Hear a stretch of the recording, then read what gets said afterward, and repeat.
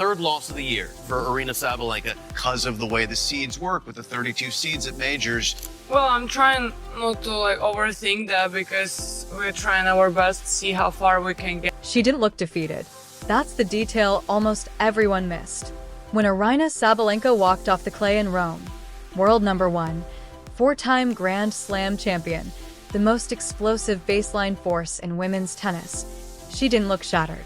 She looked unsettled, like someone who had seen something she wasn't fully prepared to process yet. And then came the quote, 7 words. That's all she gave reporters after the match. My body was limiting me from performing. 7 words. Simple on paper. But inside professional tennis locker rooms, statements like that travel differently than they do in headlines. Because players hear the subtext. They hear fatigue. They hear doubt. They hear vulnerability. And somewhere else in that same tournament draw, a 20-year-old from the Philippines heard those words too. Alexandra Eala didn't react publicly. No social media post. No cryptic response. No attempt to insert herself into the conversation. She just went back to practice. And honestly, that might be the most important detail in this entire story.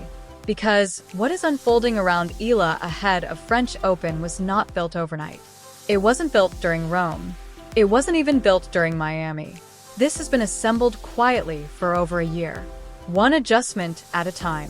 One lesson at a time. One uncomfortable loss at a time. And the people paying close attention already understood something long before the rankings caught up. Eala was never developing like a typical breakthrough player. She was being constructed. Carefully. Deliberately. Almost invisibly. To understand why Rome mattered so much, you have to go back to Miami 2025. Because that tournament changed the way the tennis world viewed her forever. Before Miami, Eala was mostly discussed as a promising junior product from the Rafa Nadal Academy. Talented, interesting, technically gifted, but still outside the true elite conversation. Then, the Miami Open happened. And suddenly the tour had no choice but to pay attention. She walked into that tournament without expectations. No seeding. No superstar billing. And then she started dismantling established names. Jelena Ostapenko, Madison Keys, and eventually, Iga Swiatek. That match changed everything. Not because Eala simply won, but because of how she won. Composed. Fearless. Precise. The scoreline looked shocking. The actual tennis looked real. And inside the WTA itself, people noticed immediately. The rankings still lagged behind reality, but coaches, analysts, and players understood that something dangerous had appeared on tour. Because rankings are often the last thing to recognize transformation. The ball tells the truth first. Movement tells the truth first. Shot tolerance tells the truth first. And what Eala showed in Miami was not temporary hot streak tennis. It looked sustainable. Then came the part almost nobody outside hardcore tennis circles fully appreciated. Somewhere between that Miami breakthrough and the beginning of the 2026 clay season, Tony Nadal made a decision. Not Rafa. Tony. The architect behind 14 Roland Garros titles. The man who helped transform clay into a psychological weapon. He chose to work specifically with Eala. That matters more than people realize. Because Tony Nadal does not casually invest time before a Grand Slam. He studies details obsessively. Grip pressure, spin shape, net clearance, point construction, patience, discipline. And somehow, after evaluating Eala closely, he decided her game was worth shaping ahead of Paris. That isn't just coaching. That's belief. And while that quiet transformation was happening behind the scenes, Sabalenka's clay season was beginning to wobble publicly. Madrid became the first warning sign. She lost early. Then came Rome. Another difficult exit. Another visible physical struggle.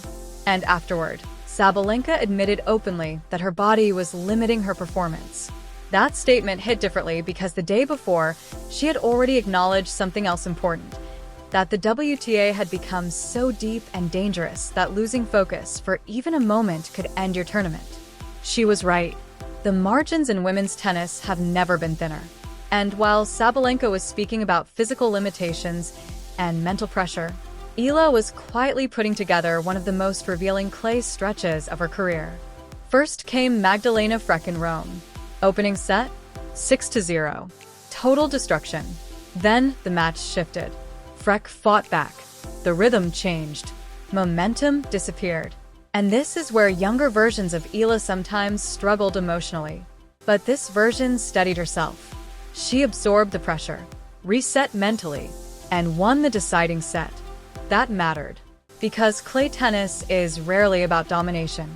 It's about emotional endurance. Then came Wang Xinyu. Another difficult matchup. Another composed performance. Eala didn't survive that match. She solved it.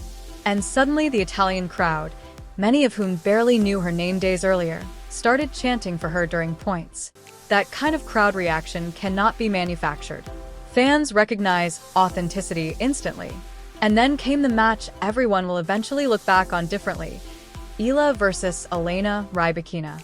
World number 2. Australian Open champion. One of the cleanest ball strikers in the sport. Rybakina won in straight sets. But the scoreline hid the truth. The match was far more competitive than it appeared. Long rallies, tight games, constant pressure.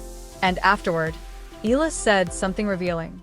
"I'm happy with my performance. I don't think it was an easy win for her." No excuses. No fake humility. Just honesty. And maybe the most revealing detail came from Rybakina herself. There was no dismissive post-match reaction. No casual "she played well." Just quiet respect.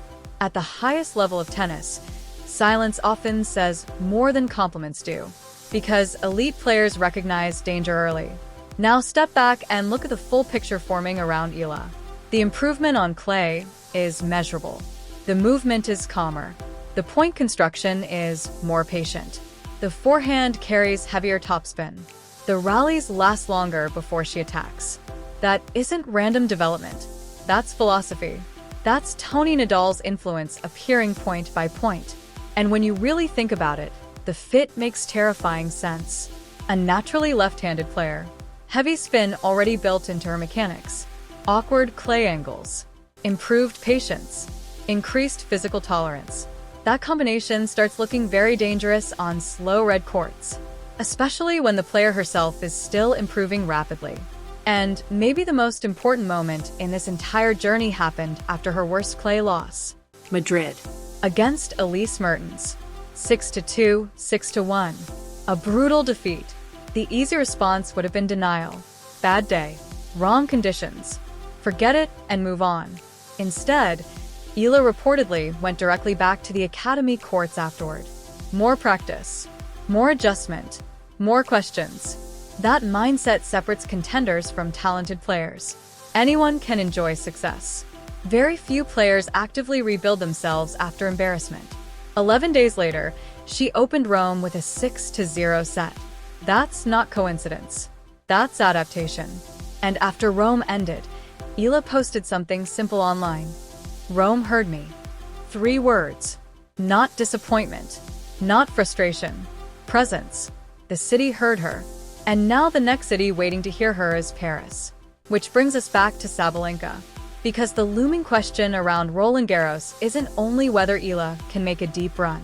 It's whether the draw places her directly into Sabalenka's path. And if that happens, suddenly the contrast becomes fascinating. Sabalenka, explosive, aggressive, physically battling through clay. Eala, patient, improving, increasingly shaped by the philosophy that made Nadal untouchable in Paris. Clay exposes everything. Urgency, fitness, patience, discipline. If your body isn't right, clay magnifies it. If your point construction breaks down emotionally, clay punishes it. And right now, Eala's game appears to be evolving specifically towards surviving those demands. That's why this story feels bigger than one tournament. Because Southeast Asia has never truly produced a women's singles Grand Slam contender at this level before. The WTA's power centers historically came from America, Europe, Russia, Belarus, Poland, Kazakhstan. Now suddenly a Filipina is arriving in Paris not as a wild card story, but as a legitimate seeded threat developing under the guidance of one of the greatest clay minds tennis has ever seen. that changes the geography of the sport. And the people paying attention have understood this for a while now. The mainstream conversation is simply arriving late. That happens all the time in sports. By the time headlines fully catch up, the transformation is already well underway. And maybe that's the most important thing to understand here. Alexandra Eala's rise was never random. It was built quietly, patiently, one clay practice at a time, one adjustment at a time, until eventually Paris had no choice but to notice.